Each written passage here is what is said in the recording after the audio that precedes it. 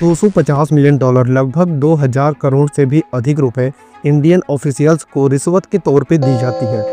Corrupt solar energy contract को बचाने के लिए अमेरिकन इन्वेस्टर्स और इंटरनेशनल फाइनेंशियल इंस्टीट्यूट को झूठ बोला जाता है और गलत डॉक्यूमेंट दिखा करके फंड लिया जाता है।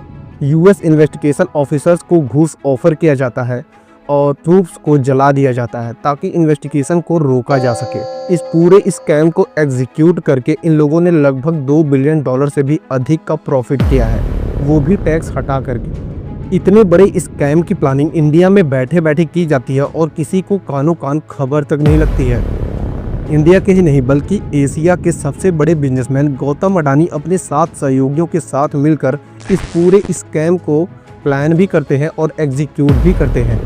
और ऐसा मैं नहीं कह रहा बल्कि हिडनबर्ग की रिपोर्ट कह रही है। हिडनबर्ग अमेरिका में स्थित एक फाइनेंशियल रिसर्च फर्म है। ये firm corporate fraud, accounting irregularities और पब्लिकली ट्रेड की जाने वाली कंपनियों के अनएथिकल प्रैक्टिसेस को इन्वेस्टिगेट करके रिपोर्ट बनाती है। गौतम अडानी के इस स्कैम को भी हिडनबर्ग रिसर्च फर्म ने अपनी सालों इन्वेस्टिगेशन के बाद पब्लिकली एक्सपोज कर दिया है, जिसके बाद अमेरिका के district court eastern district of New York के कोर्ट में गौतम अडानी और उनके 7 सहयोगियों के ऊपर मुकदमा दर्ज किया जाता है। गौतम अडानी और उनके 7 सहयोगियों को अरेस्ट करने के लिए कोर्ट अरेस्ट वारंट भी इशू करता है। ये अरेस्ट वारंट अडानी और उनके 7 सहयोगियों पर लगे एलिगेशन पर जवाब न देने की वजह से इशू किया गया था। आज की इस वीडियो में इस पूरे स्कैम की एक एक कड़ी को हम जोड़ेंगे और जानेंगे कि इंडिया के ही नहीं बल्कि एशिया के सबसे बड़े बिजनेसमैन गौतम अडानी को इस पूरे स्कैम को प्लान करके एग्जीक्यूट करने की क्या ज़रूरत आन पड़ी थी और इन सब में अमेरिका इतनी डीपली कैसे इन्वॉल्व है, जबकि ये पूरा स्कैम इंडिया में हुआ है। इस पूरे स्कैम में मेनली 2 कंपनियां ही इन्वॉल्व हैं, अडानी ग्रीन एनर्जी और यूएस की इशूअर कंपनी। ये दोनों कंपनी रीन्यूएबल एनर्जी कंपनी है जो क्लीन एनर्जी कॉन्सेप्ट पर काम करती है, क्योंकि इंडिया और अमेरिका दोनों देशों के बीच क्लीन एनर्जी को बढ़ावा देने के लिए एक एग्रीमेंट हुआ है, जिसके तहत अमेरिका और इंडिया दोनों देशों की रीन्यूएबल एनर्जी कंपनी साथ मिलकर काम करेगी और अपनी अपनी टेक्नोलॉजी को साझा करेगी ताकि क्लीन एनर्जी को बढ़ावा मिल सके। ये दोनों कंपनियां साथ मिलकर एक कॉन्ग्लोमेरेट कंपनी बनाती हैं जो क्लीन एनर्जी सेक्टर में मल्टीनेशनल ऑर्गेनाइजेशन की तरह काम करती हैं। क्योंकि यूएस की ग्रीन एनर्जी कंपनी के सिक्योरिटीज को न्यूयॉर्क स्टॉक एक्सचेंज में ट्रेड किया जाता है, इस पूरे स्कैम से अमेरिका के ऑफेंड होने का यह भी एक बड़ा कारण है। इस पूरे स्कैम में 8 लोग शामिल हैं। गौतम अडानी कॉन्ग्लोमरेट कंपनी के फाउंडर हैं और अडानी ग्रीन एनर्जी के चेयरमैन हैं। गौतम अडानी के भतीजे सागर अडानी अडानी ग्रीन एनर्जी के एग्जीक्यूटिव डायरेक्टर हैं। विनीत जैन अडानी ग्रीन एनर्जी के सीईओ हैं और ये इंडिया के ही रहने वाले हैं। साइरिल कैबनेस यूएस इशूअर कंपनी के नॉन एग्जीक्यूटिव डायरेक्टर हैं और उसी कंपनी के बहुत बड़े शेयर होल्डर भी हैं। रंजीत गुप्ता, सौरभ अग्रवाल, दीपक मल्होत्रा और रुपेश अग्रवाल ये सभी यूएस इशूअर कंपनी के हाईयर पोस्ट पर हैं। ये सभी इस पूरे स्कैम में शामिल हैं। The solar energy corporation of India SECI एक कंपनी है।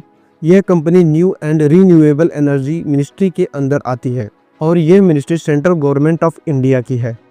Basically SECI solar power producer कंपनियों के लिए ऐसे स्टेट पावर डिस्ट्रीब्यूशन कंपनियों को ढूंढती है जिन्हें सोलर इलेक्ट्रिसिटी की ज़रूरत होती है। सबसे पहले SECI solar energy corporation of India एक ऐसे स्टेट पावर डिस्ट्रीब्यूटर कंपनी को ढूंढती है जिसे इलेक्ट्रिसिटी की ज़रूरत होती है और फिर उसके साथ एक power sale agreement PSA sign करती है। SECI एक ऐसी कंपनी को भी कांटेक्ट करती है जो सोलर पावर को प्रोड्यूस करती है और फिर उसके साथ power purchase agreement PPA sign करती है। और अगर आम भाषा में कहे तो SECI solar power producer company के साथ PPA साइन करके सोलर पावर खरीदती है और फिर स्टेट पावर डिस्ट्रीब्यूशन कंपनी के साथ PSA साइन करके उन्हें इलेक्ट्रिसिटी बेच देती है। इंडियन रूल्स की वजह से पावर प्रोड्यूसर कंपनी बिना SECI के स्टेट पावर डिस्ट्रीब्यूशन कंपनी को इलेक्ट्रिसिटी नहीं बेच सकती है। सन 2020 में SECI अडानी ग्रीन एनर्जी और उसकी सहयोगी कंपनी यूएस इशूअर कंपनी को एक बहुत बड़ा टेंडर ऑफर करती है। यह टेंडर दुनिया का सबसे बड़ा सोलर पावर प्रोजेक्ट था। SECI दोनों कंपनियों के साथ एक फिक्स रेट पर PPA साइन करता है। इस एग्रीमेंट के मुताबिक अडानी ग्रीन एनर्जी 8 गीगावाट और US issuer company 4 gigawatt electricity ESECI को सप्लाई करेंगे, जिसके बाद SECI Andhra Pradesh state distribution company के साथ एक फिक्स रेट पर PSA साइन करती है और 12 गीगावाट इलेक्ट्रिसिटी आंध्र प्रदेश को बेचती है। और यह एग्रीमेंट एक तय समय के लिए था। 2020 से 2021 के बीच अडानी ग्रीन एनर्जी और US इश्यूअर दोनों कंपनियों को दुनिया के सबसे बड़े सोलर प्रोजेक्ट के लिए ग्लोबली अवार्ड देकर सम्मानित किया जाता है, जिसके बाद मीडिया अडानी ग्रीन एनर्जी को इंडियन ग्रीन एनर्जी के नाम से संबोधित कर देती है। दुनिया का सबसे बड़ा सोलर पावर अवार्ड पाने के बाद दोनों कंपनियां सोलर इलेक्ट्रिसिटी का रेट भी बढ़ा देती हैं, लेकिन SECI इतने हाई प्राइस पर कोई भी स्टेट पावर डिस्ट्रीब्यूशन कंपनी को ढूंढ नहीं पाती है और आंध्र प्रदेश का भी SECI के साथ PSA एग्रीमेंट कुछ ही दिनों में खत्म होने वाला था, क्योंकि SECI को कोई भी state power distribution company PSA के लिए नहीं मिल रही थी। इसलिए दोनों कंपनियों के साथ SECI का PPA भी थोड़े ही दिन में खत्म हो जाता, जिसके बाद इन दोनों कंपनियों का एक बहुत बड़ा लॉस होता।